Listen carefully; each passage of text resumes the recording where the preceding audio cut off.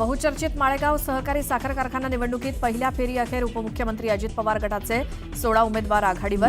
संपूर्ण निकाल दुपारी 1 वाजेपर्यंत येणार हाती.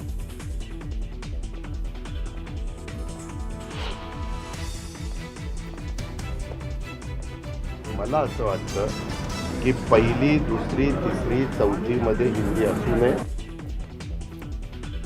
हिंदीच्या मुद्द्यावर उपमुख्यमंत्री अजित पवारांची भूमिका स्पष्ट. प्राथमिक शाळेतील विद्यार्थ्यांवर भार टाकू नये अशी प्रतिक्रिया.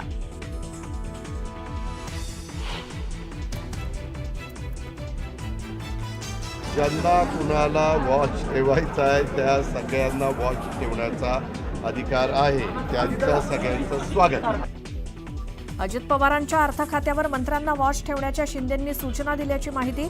तर अजित पवारांचंही ओपन चॅलेंज.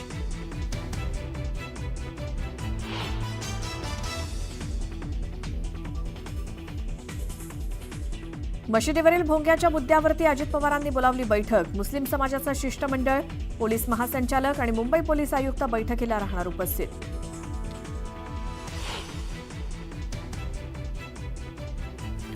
राज्यात भाजप पुन्हा नंबर 1 पक्ष होण्यासाठी मेहनत घ्या. वर्षावरील भाजप मंत्री आणि नेत्यांच्या बैठकीत मुख्यमंत्री देवेंद्र फडणवीसांच्या सूचना.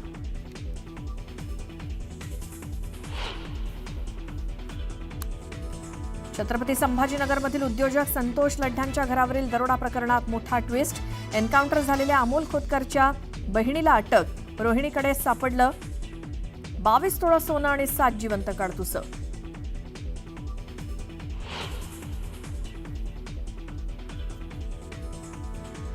लीड्स कसोटीमध्ये इंग्लंडनं केला भारताचा 5 गडी राखून पराभव. इंग्लंडची मालिकेत 1-0 अशी आघाडी.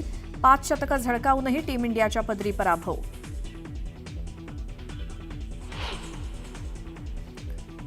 ऑपरेशन सिंधूरनंतर आज पहिल्यांदाच भारत आणि पाकिस्तानचे संरक्षण मंत्री येणार आमने-सामने. एससीओ बैठकीत सहभागी होणार राजनाथ सिंह आणि ख्वाजा आसिफ.